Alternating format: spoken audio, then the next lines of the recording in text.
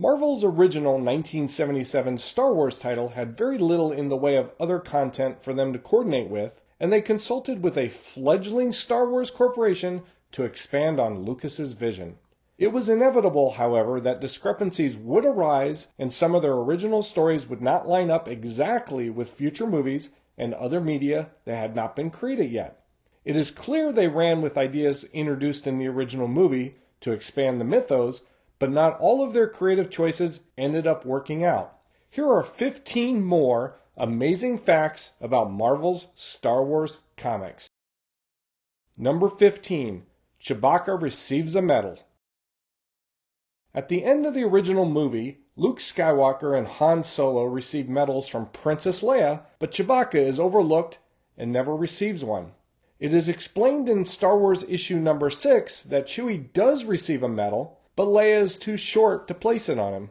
Star Wars Weekly number 97, a Marvel United Kingdom publication, contains a story titled The Day After the Death Star. In that issue, a celebration takes place after the award ceremony. During that party, Luke and Han lift Princess Leia onto a table where she places Chewbacca's medal around his neck. In November 1981, the content of the issue is made available to U.S. readers in a Marvel paperback publication titled Star Wars as part of their Marvel Illustrated Books line. This paperback book includes 4 stories that were available first to United Kingdom readers. Number 14. Peasants, wishing to hire Han Solo and Chewbacca, change appearance between issues. Star Wars number 7 is the first comic book after the original movie adaptation, and it focuses on Han Solo and Chewbacca. The pair travel to the planet Abdullah 3 and help a priest fight off other spacers so the priest can bury a cyborg at the spaceport's cemetery. Afterwards, Han and Chewie head to a local cantina to unwind, where they are confronted by 3 peasants from a nearby village. At the end of Star Wars number 7, the peasants appear Asian and are dressed in long robes, but on the first page of the following issue, the peasants now appear Caucasian and wear garb similar to what Luke Skywalker wore in the first movie. It is a jarring change that is never explained. Howard Chaykin does the layouts on both issues, but different artists provide the embellishments, so it is not clear where the fault lies. Number 13. 2 stories have titles that foretell future movie titles. Star Wars number 18 begins a 6-issue storyline that would finally see the return of Darth Vader to the title after the movie adaptation. The first issue is titled The Empire Strikes, which is remarkably similar to the second Star Wars movie title, The Empire Strikes Back. In the storyline, Imperial forces are manipulating events to gain control of the gambling establishment The Wheel, run by Senator Simon Greyshade. The Last Jedi is the title of the story in Star Wars number 49, which is also coincidentally the title of the second sequel trilogy movie. In that issue, Luke meets a crazy alien named Jedediah who turned down the opportunity to train as a Jedi. Number 12.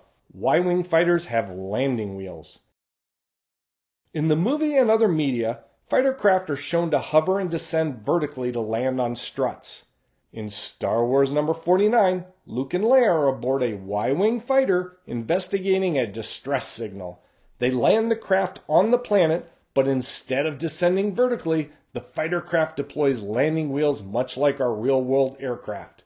It is possible this ship is a heavily modified Y-Wing fighter or a craft designed to look like one, because in addition to carrying both Luke and Leia, C-3PO and R2-D2 are also aboard, and the cockpit is much roomier than the snub-nosed fighters that went up against the Death Star. Another Y-Wing fighter, which is scaled incorrectly, appears in Star Wars number 78. Number 11. The Millennium Falcon has an escape pod. Our heroes make a hasty departure from the planet Tehran aboard the Millennium Falcon in Star Wars Annual number 1, heading to the restricted planet Merit 5, known to natives of the planet as Sky. Han Solo is seeking revenge for the death of Katya, a previous associate of his, but before they can near the planet, they are attacked by TIE fighters. The Millennium Falcon is battered and falls toward the planet, so Han forces Luke and Leia into the Falcon's escape pod and ejects it while the Falcon continues to take fire from the Imperial fighters. Number 10. Wedge Antilles is Luke Skywalker's best friend from Tatooine. Wedge Antilles is the only other X-Wing pilot besides Luke Skywalker to survive the attack on the Death Star and appears in all 3 original movies. This character gets his own story in Star Wars number 78. This tale, titled Hoth Stuff, tells how Wedge Antilles and Wes Jansen cope with being stranded on Hoth following the Empire's assault on the Rebel base. Wes is Wedge's rear gunner in the Battle of Hoth. Together, the two bring down the first AT-AT walker during that conflict using a harpoon and tow cable. This issue never fit into canon, even when it was released. The biggest contradiction this story has with established lore is Wedge Antilles' relationship with Luke Skywalker. In this comic, Biggs Darklighter's importance as Luke Skywalker's best friend from Tatooine is grafted onto Wedge. Having Wedge Antilles be Luke's friend from Tatooine is never mentioned in any Star Wars story before this issue or since. Number 9. TIE bombers appear in the comic before The Empire Strikes Back. In Star Wars number 15, Crimson Jack's pirate gang is seen using a TIE bomber to attack our heroes after they leave the water planet in the Drexel system. The TIE bomber was originally designed for the first movie, but was obviously not used in that film. TIE bombers do appear in the Empire Strikes Back movie, however. They are dropping charges on asteroids in an attempt to flush out the hidden Millennium Falcon. In the Empire Strikes Back comic book adaptation, a single TIE bomber is part of a contingent of TIEs when the Millennium Falcon is chased into the asteroid field, shown in Star Wars number 41.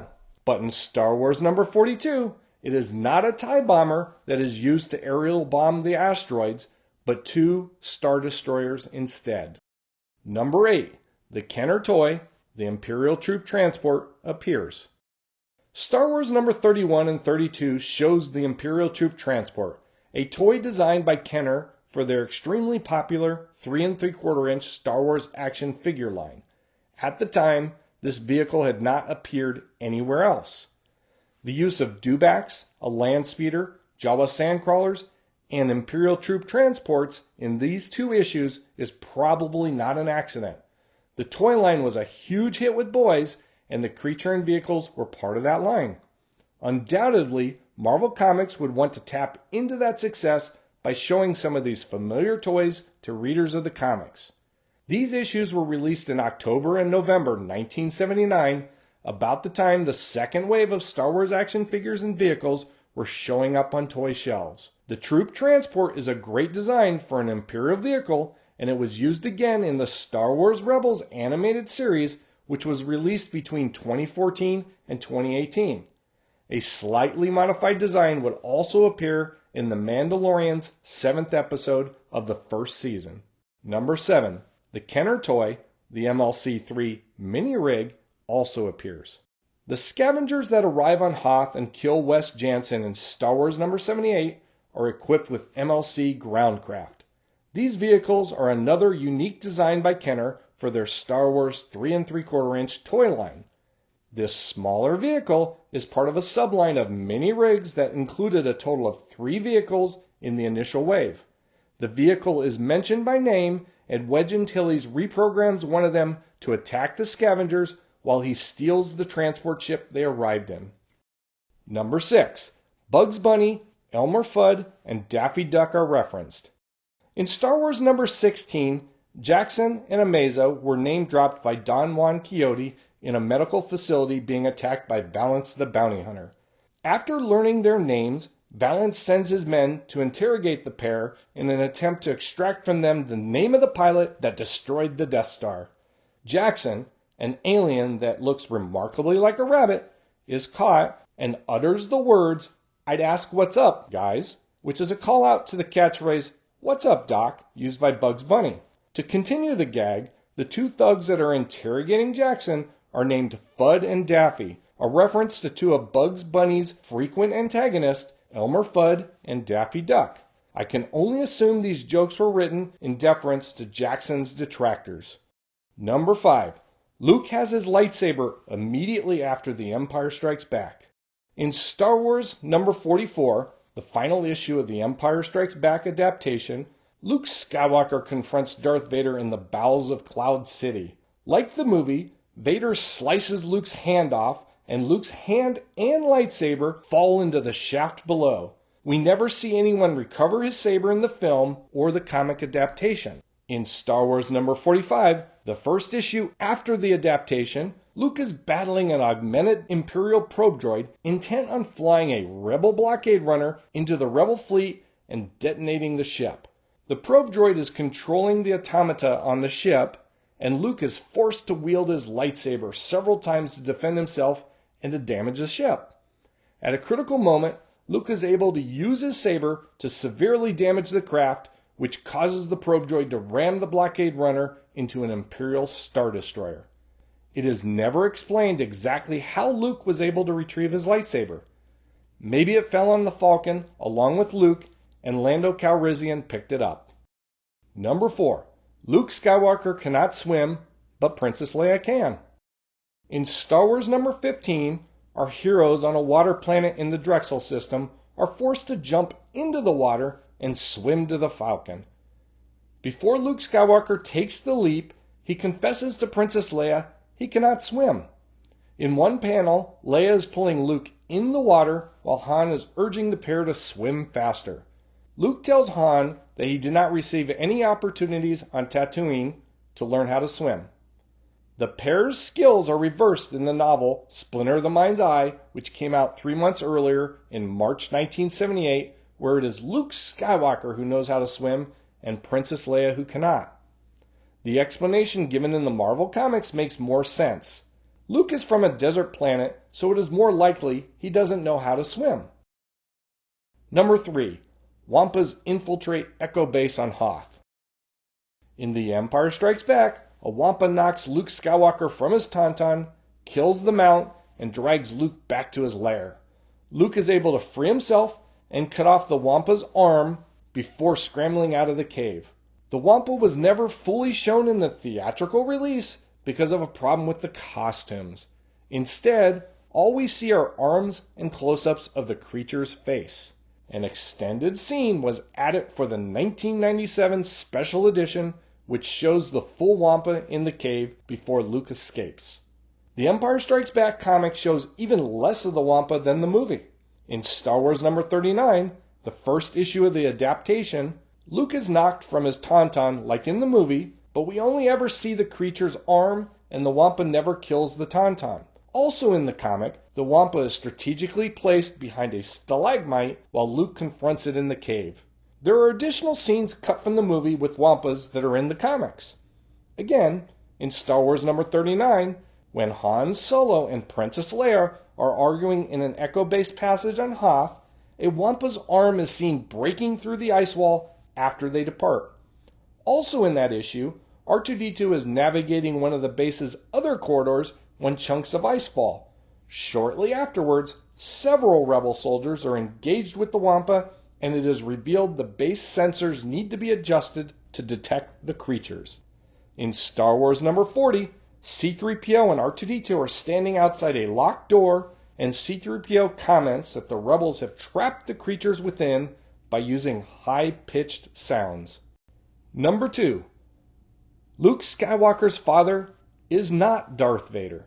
In Star Wars Annual number 1, Han Solo jettisons Luke Skywalker and Princess Leia in an escape pod over the restricted planet Sky. There, the natives called Skytree are intent on turning Luke and Leia over to the Imperials until they learn Luke's last name. They question if he is the One until they reveal to Luke and Leia the Millennium Falcon was captured and taken to a nearby fortress. Luke is ecstatic, and both he and Leia bravely vow to rescue Han under immense odds. All doubts gone now, the Skytree know Luke is the One and agree to help the pair rescue their friends. After Han and Chewie are rescued, Han asks the Skytree why they refer to Luke as the One, and he is told about 3 Jedi Knights that saved the planet Sky from destruction. The 3 Jedi are Obi-Wan Kenobi and his 2 pupils. One of the pupils, named Darth Vader, returns and subjugates the planet. Luke has the lightsaber of Obi-Wan's other pupil. Number 1. Boba Fett is referred to as a droid or cyborg. Star Wars number 81, titled Jawas of Doom, is the first issue that takes place after the Return of the Jedi. Han Solo is attempting to reconnect with his previous life and decides to take a trip to Tatooine in the Millennium Falcon with Princess Leia and R2-D2. Meanwhile on Tatooine, Boba Fett crawls out of the Sarlacc pit and the Sarlacc is shown to be very much alive. Shortly afterwards, a sandcrawler comes by and the Jawas find Fett. A droid with the Jawas says Boba is a droid or a cyborg. Additionally, the droid mentions it will clean up Boba Fett and fit him with the restraining bolt when it is brought on board the crawler. Later, R2-D2, having been stolen by these same Jawas in Mos Eisley earlier in the comic, bumps into a motionless Fett in the cargo hold. The same droid repeats that Fett is a droid or cyborg, and his corrosive metal parts imply the Sarlacc regurgitated him. It really feels like the writer is trying to sell us on this point that Fett is a droid or cyborg. At the end of the issue, the Sandcrawler and Boba Fett conveniently fall into the Sarlacc pit Fett crawled out of. Much of the discrepancies in this story can be explained away as the droid being incorrect. Still, after bringing Boba Fett aboard the crawler, the droid must never have followed through on cleaning Fett up or attaching the restraining bolt because it would have learned Fett's true identity. Thank you for watching this video. Please like and subscribe so I can bring you more content, and please leave a comment below.